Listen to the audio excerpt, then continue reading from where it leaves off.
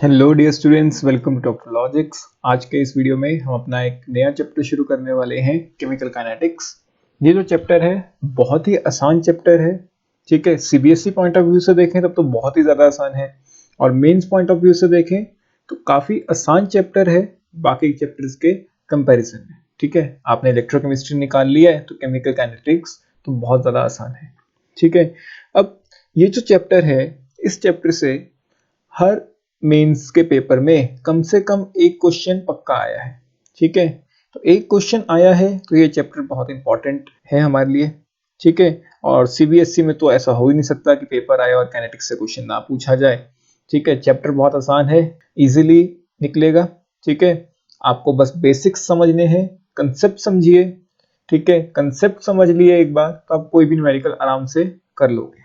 ठीक है, तो पहले कंसेप्ट्स पे फोकस करो, कंसेप्ट स्ट्रॉन्ग करो, बड़ी बड़ी बुक्स के पीछे मत भागो। ठीक है, अगर एक बार आपने कंसेप्ट स्ट्रॉन्ग कर लिए फिर आप किसी भी बुक का कोई भी क्वेश्चन उठा लो, आप आराम से सॉल्व कर लोगे। ठीक है, तो शुरू करते हैं इस चैप्टर को। देखो, काइनेटिक्स काइनेटिक्स आपने फिजिक्स में भी पढ़ा है। काइनेटिक्स होता क्या है? अगर हम फिजिक्स की बात करें तो आप स्पीड पढ़ते हैं। स्पीड क्या था? Distance travelled per unit time. ठीक है, ऐसे ही ये जो चैप्टर है केमिकल काइनेटिक्स, केमिकल मतलब केमिकल रिएक्शन, हम एक रिएक्शन की स्पीड को स्टडी करेंगे। ठीक है, इस चैप्टर में क्या करेंगे, हम रिएक्शन की स्पीड को स्टडी करेंगे। तो स्पीड मतलब रेट, तो रेट ऑफ रिएक्शन। तो रेट ऑफ रिएक्शन होता क्या है हमारे लिए? पहले तो यही सबसे बड़ी डेफिनेशन है, rate of reaction. Rate of reaction क्या है? देखो, जो स्पीड है, स्पीड क्या थी आपकी फिजिक्स में? Distance travelled per unit time. ठीक है, तो इसी तरह से जो केमिस्ट्री है, केमिस्ट्री में जो रेट ऑफ रिएक्शन है वो क्या होता है? Change in concentration, change in concentration of reactant और प्रोडक्ट अपॉन टाइम टेकन। जैसे स्पीड होता था डिस्टेंस अपॉन टाइम, ऐसे ही यहाँ पे अपॉन टाइम टेकन। ठीक है, तो अगर आप इसकी डेफिनेशन फ्रेम करना चाहें तो रेट ऑफ रिएक्शन क्या है? It is the change in concentration of reactant और प्रोडक्ट पर यूनिट टाइम। तो ये तो हमारी छोटी सी जो बेसिक सी डेफिनेशन हमें पता है, रेट ऑफ रिएक्शन। ठीक है, change in concentration of reactant और प्रोडक्ट पर यूनिट टाइम। ठीक है, जो रेट है, क्या आप मुझे उसका यूनिट्स बता सकते हो यहाँ से? देखो, चेंज इन कंसंट्रेशन, कंसंट्रेशन क्या होता है? Moles per litre, molarity. ठीक है, तो जो न्यूमिनेटर वाला पार्ट है उसके यूनिट्स तो हमारे क्या हो गए? Moles per litre. ठीक है, और जो टाइम है उसके यूनिट्स क्या होंगे? सेकेंड्स। तो जो रेट हुआ करेगा उसके यूनिट्स हमेशा क्या हुआ करेंगे? मोल्स पर लीटर पर सेकेंड, या मोलैरिटी सेकेंड इनवर्स। ठीक है, तो ये हमारे रेट के यूनिट्स रहा करेंगे, ये फिक्स्ड है, कोई डाउट? अब जो रेट है वो हमारे पास दो तरह का होता है। एक हमारे पास होता है एवरेज रेट, ठीक है, और एक हमारे पास होता है इंस्टेंटेनियस रेट। एक एवरेज रेट और एक इंस्टेंटेनियस रेट। अब एवरेज रेट क्या है, इंस्टेंटेनियस रेट क्या है, इसको स्टडी करने से पहले हम रिएक्शन के कुछ बेसिक्स को दोबारा से गो थ्रू करते हैं जो हमने पहले भी +1 में पढ़े हैं। ठीक है, तो मान लेते हैं हमारे पास कोई भी एक रिएक्शन है, रिएक्टेंट गिव्स प्रोडक्ट्स। ठीक है, basic generalized, reactants gives products. ठीक है, इनिशियली आप वेसल में क्या लेते हो? रिएक्टेंट्स, और वो धीरे धीरे प्रोडक्ट्स में कन्वर्ट होने लग जाते हैं, ऐसा ही होता है। तो रिएक्टेंट्स की कंसंट्रेशन धीरे धीरे कम होती है जैसे जैसे रिएक्शन आगे प्रोसीड करती है, और प्रोडक्ट्स की कंसंट्रेशन बढ़ती जाती है क्योंकि वो बनते जा रहे हैं, रिएक्टेंट्स कम होते जा रहे हैं। ठीक है, तो अगर हम इसका ग्राफ देखें,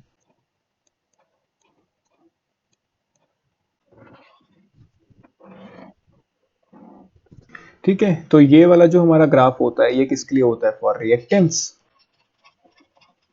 अगर हम यहाँ पे कहें, ये जो हमारी कंसंट्रेशन होती है, इनिशियल कंसंट्रेशन होती है, कंसंट्रेशन वर्सेस टाइम ग्राफ। ठीक है, ये भी हमारा क्या है? Concentration versus time graph. ठीक है, इनिशियली जो रिएक्टेंट्स होते हैं उसकी कंसंट्रेशन काफी ज्यादा होती है, धीरे धीरे रिएक्टेंट्स की कंसंट्रेशन कम होती जाती है, और प्रोडक्ट्स की कंसंट्रेशन धीरे धीरे बढ़ती जाती है, ऐसे ही होता है। ठीक है, अब ये ग्राफ तो आपको क्लियर है। अब एवरेज रेट पे आते हैं। मुझे एक बात बताइए, क्या पूरी रिएक्शन के लिए स्पीड सेम रहती है? जो स्टार्टिंग की स्पीड होती है क्या वही फाइनल तक रहती है? रेट क्या सेम रहता है पूरी रिएक्शन के लिए? नहीं, कभी रेट ज्यादा हो जाता है, कभी बीच में कम हो जाता है। ठीक है, जैसे आपने मान लो किसी एक पॉइंट से दूसरे पॉइंट पे जाना है, हो सकता है बीच में आप थोड़ा तेज भागो, बीच में आप थोड़ा सा स्लो भागो। ऐसे ही यहाँ पे होता है रिएक्शन में, कभी स्पीड ज्यादा होती है, कभी रेट ज्यादा होता है और कभी रेट कम होता है। कभी भी ओवरऑल रिएक्शन के लिए रेट सेम नहीं रहता है। तो हम क्या करते हैं, जब हम रेट ऑफ रिएक्शन की बात करते हैं तो हम एवरेज रेट ले लेते हैं। तब हम क्या ले लेते हैं, एवरेज रेट ले लेते हैं। तो एवरेज रेट क्या होगा, ग्राफिकली अगर हम पहले समझें, मान लो मुझे यहां से, ठीक है, यहां तक इन दो पॉइंट्स के बीच में स्टडी करनी है। ठीक है, तो मैं क्या चेक करूंगा कि ये जो कंसंट्रेशन थी ये किस टाइम पे थी, और ये वाली जो कंसंट्रेशन है ये किस टाइम पे है। ठीक है, मान लो यहाँ पे टाइम है t1 और यहाँ पे टाइम है t2। जब t1 टाइम था तो कंसंट्रेशन थी मान लो c1, जब टाइम t2 है तो कंसंट्रेशन मान लो c2 है। ठीक है, तो एवरेज रेट कैसे लिखोगे? देखो अभी अभी हमने बात किया, जो रेट है वो क्या होता है, चेंज इन कंसंट्रेशन। तो यहाँ पे कितने चेंज आया, final concentration minus initial concentration. Initially कितना था, टाइम t1 पे कंसंट्रेशन कितनी थी, C1, और फाइनली टाइम T2 पे कंसंट्रेशन कितनी हो गई, C2। जो रेट होता है वो क्या होता है, change in concentration upon time taken. तो चेंज इन कंसंट्रेशन कितना आएगा, C2 minus C1 upon time taken. Time taken मतलब T2 माइनस T1। ठीक है, अब अगर आप ध्यान से देखो, जो C2 है वो कम है एज कंपेयर टू C1। जो C2 है वो कम है एज कंपेयर टू C1। तो अगर C2 कम है तो ये हमेशा किस में आएगा, नेगेटिव में आएगा। नेगेटिव में क्यों आएगा, ये सिग्निफाई कर रहा है कि जो हम रेट निकाल रहे हैं वो किसका निकाल रहे हैं, रिएक्टेंट्स का निकाल रहे हैं। ये जो रेट निकाल रहे हैं वो किसके हिसाब से निकाल रहे हैं, रिएक्टेंट के हिसाब से निकाल रहे हैं। क्यों, क्योंकि रिएक्टेंट की कंसंट्रेशन हमेशा कम होती है, इसलिए हमेशा जब भी आप रिएक्टेंट के हिसाब से चेक करोगे तो हमेशा क्या आएगा, यहाँ पे एक माइनस साइन जरूर आएगा। क्यों, क्योंकि ओवरऑल रेट तो कभी नेगेटिव नहीं हो सकता, स्पीड ऑफ रिएक्शन कभी भी नेगेटिव नहीं हो सकती। ये तो कंसंट्रेशन है जो रिएक्टेंट्स की कम होती जा रही है, इसीलिए हमें यहाँ पे माइनस लगाना पड़ेगा, ताकि ओवरऑल हमारा जो रेट है वो क्या आए, पॉजिटिव आए। कोई डाउट? ठीक है, तो अगर हम जनरलाइज करना चाहें तो average rate of a reaction is equal to change in concentration upon change in time. ठीक है, अब अगर यही हम प्रोडक्ट्स के हिसाब से देखें, मान लो यहाँ पे मेरा टाइम था T1। ठीक है, यहाँ पे हम टाइम ले लेते हैं T1, और जब T1 था तो कंसंट्रेशन थी मान लो C1। ठीक है, अब रिएक्शन आगे चली गई, मान लो ये हो गया हमारा टाइम, ये हो गई हमारी concentration C2 at a time T2। ठीक है, अब ये जो ग्राफ था ये किसके लिए था, प्रोडक्ट्स के लिए था। तो अब इस केस में आप ध्यान से देखो, हमें माइनस लगाने की जरूरत ही नहीं पड़ेगी। अगर हम एवरेज रेट निकालें तो फाइनल कंसंट्रेशन देखो C2 minus C1 upon time taken T2 minus T1। तो जब भी आप प्रोडक्ट्स के हिसाब से रेट निकालते हो तो वो हमेशा ही पहले से प्लस में आता है, क्यों, क्योंकि कंसंट्रेशन बढ़ रही है, रेट हमेशा ही पॉजिटिव होता है। लेकिन अगर आप रिएक्टेंट के हिसाब से देखोगे तो आपको एक माइनस साइन एक्स्ट्रा लगाना पड़ेगा। क्यों, क्योंकि कंसंट्रेशन कम हो रही है और फाइनल कंसंट्रेशन हमेशा ही कम होगी as compared to initial concentration. Rate negative नहीं हो सकता, उस नेगेटिव साइन को कंपनसेट करने के लिए हमने बाहर से एक नेगेटिव लगा दिया। कोई डाउट? तो ये तो हमारा हो गया एवरेज रेट। अब अगर कोई कहे इंस्टेंटेनियस रेट, इंस्टेंटेनियस रेट मतलब at that particular instant of time. ठीक है, इंस्टेंटेनियस रेट का मतलब क्या होगा, at that particular instant of time. तो आप मुझे बता सकते हो कि इंस्टेंटेनियस रेट कैसे निकालोगे।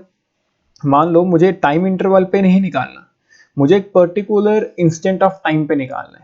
ठीक है, मान लो यहाँ पे जो रिएक्टेंट है, मैं चाहता हूँ इस टाइम पे मुझे पता चले कि मेरा रेट क्या था यहाँ पे। ठीक है, ये जो भी टाइम है इस टाइम पे मैं रेट निकालना चाहता हूँ, तो कैसे निकालूंगी। देखो, अगर हम बात करते हैं इंस्टेंटेनियस रेट की, पहले थोड़ा सा यहाँ जगह बना लेते हैं, क्योंकि नीचे जाएंगे तो ग्राफ हमारे पास नीचे नहीं होंगे। तो यहीं पे अच्छी तरह से समझ आ जाएगा। तो ये एवरेज वाला आपने नोट डाउन कर लिया है, ठीक है। अब हम बात करते हैं इंस्टेंटेनियस रेट की। देखो जो इंस्टेंटेनियस रेट क्या होता है, अगर मैं इंस्टेंटेनियस रेट की बात करूं, ये भी है तो change in concentration upon change in time, ठीक है, change in concentration upon change in time, लेकिन डेल्टा टी अप्रोच कर रहा है किसको, जीरो को, क्योंकि हम टाइम एक पर्टिकुलर इंस्टेंट पे ले रहे हैं, हम इंटरवल नहीं ले रहे, तो डेल्टा टी अप्रोचेस जीरो, ठीक है। और आपने मैथ्स में पढ़ा है जब ऐसा कुछ होता है तो डेल्टा किससे रिप्लेस हो जाता है, डी से। तो जो इंस्टेंटेनियस रेट होता है वो क्या होता है, डीसी बाय dt, और डीसी बाय dt का मतलब it is slope of concentration time graph. ये सब आपने मैथ्स में पढ़ा हुआ है। ये जो डीसी बाय dt होता है ये क्या होता है, slope of concentration time graph. तो मतलब अगर आपको कभी भी इंस्टेंटेनियस रेट निकालना है किसी भी टाइम पे, आपने क्या करना है, उस टाइम पे एक टेंजेंट ड्रॉ कर दो, ठीक है। टेंजेंट ड्रॉ कैसे करेंगे, देखो मान लो मुझे इस टाइम पे निकालना था तो मैं यहां से एक टेंजेंट ड्रॉ कर दूंगा इस तरह से, ठीक है, ये मेरा कोई टेंजेंट ड्रॉ हो गया। अब ये जो टेंजेंट है, अगर आप ध्यान से देखो तो अभी जो टेंजेंट है इसकी स्लोप कैसी आएगी, नेगेटिव। तो हमने पहले भी चेक किया है, अगर हम रिएक्टेंट के हिसाब से देखें तो हमेशा ही क्या आता है, नेगेटिव। तो चाहे वो इंस्टेंटेनियस रेट है चाहे वो एवरेज रेट है, अगर आप रिएक्टेंट के हिसाब से देखते हो तो वो कैसा आता है, नेगेटिव ही आता है, ठीक है। और अगर आपको निकालना हो कैसे निकालोगे, यहाँ पे मान लो जीरो है, ठीक है, यहाँ पे हमारा टाइम हो गया टी, ठीक है, और यहाँ पे कंसेंट्रेशन हो गई सी। तो इंस्टेंटेनियस रेट क्या हो जाएगा, स्लोप कैसे निकालोगे, हाँ बिल्कुल सही, ठीक है, स्लोप कैसे निकालोगे, सी बाय टी, ठीक है, सी माइनस जीरो कह लो या टी माइनस जीरो कह लो, ठीक है। तो ये स्लोप हो जाएगा, इंस्टेंटेनियस रेट हो जाएगा, विदाउट। सिमिलरली अगर आपको किसी प्रोडक्ट के लिए निकालना है, प्रोडक्ट का अगर आप ग्राफ देख रहे हो तो उसी पे टेंजेंट ड्रॉ कर दो। मान लो मुझे इस पॉइंट पे रेट निकालना है, तो बताओ मैं कैसे निकालूंगा, बिल्कुल सही, इस पॉइंट पे एक टेंजेंट ड्रॉ कर दो और उस टेंजेंट का स्लोप निकाल लो। मैंने इस पॉइंट पे क्या कर दिया, एक टेंजेंट ड्रॉ कर दिया, और इसका आपको क्या निकालना है, जस्ट एक स्लोप निकालनी है। कोई डाउट, समझ आ गया कि चीज क्या है, ठीक है, आसान है, नोट कर लो इसे, फिर आगे पढ़ते हैं, ठीक है। तो ये तो हो गया हमारा छोटा सा इंट्रोडक्शन की रेट होता क्या है और इसको निकाला कैसे जाता है फ्रॉम ग्राफ, इसको एनालाइज कैसे किया जाता है, ठीक है। अब आगे चैप्टर में बढ़ने से पहले हम तीन तरह की रिएक्शंस को डिस्कस कर लेते हैं, ठीक है। हमारे पास तीन तरह की रिएक्शंस होती हैं, तो हेडिंग डाल लें type of reaction on the basis of rate, ठीक है, types of reactions on the basis of rate. देखो अगर हम रेट के हिसाब से देखते हैं तो हमारे पास तीन तरह की रिएक्शन होती है, एक तो होती है स्लो रिएक्शन और वेरी स्लो रिएक्शन, स्लो और वेरी स्लो रिएक्शन। अगर इस रिएक्शन की हम बात करें, इसका एक एग्जांपल हो जाएगा रस्टिंग ऑफ आयरन, ठीक है। अब आप घर बनाते हो, घर में क्या लगता है, आयरन लगता है, आयरन रॉड्स लगती है, ठीक है। अब अगर वो आयरन रॉड बहुत जल्दी रस्ट खा जाए, रस्टिंग बहुत ज्यादा हो जाए उनकी, तो फिर तो घर की लाइफ बहुत कम हो जाए, लेकिन हमें पता है घर तो काफी देर तक टिका रहता है, बहुत स्ट्रांग होता है। क्यों, क्योंकि जो रस्टिंग ऑफ आयरन है वो बहुत ही स्लो प्रोसेस है, ठीक है, बहुत ज्यादा ईयर्स लग जाते हैं इवन रस्ट होने के लिए, तब भी वो रस्ट नहीं होता इतनी आसानी से, ठीक है। तो इसका आप एग्जांपल लिख सकते हैं rusting of iron, rusting of iron. और अगर इसकी डेफिनेशन लिखें, reactions which gate completed in a very long interval of time, ठीक है। तो reactions which gate completed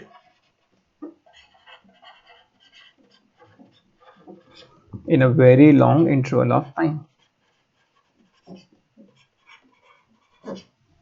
in a very long interval of time, ठीक है, और मैनी ईयर्स लग जाते हैं इनको तो कंप्लीट होने में, ठीक है।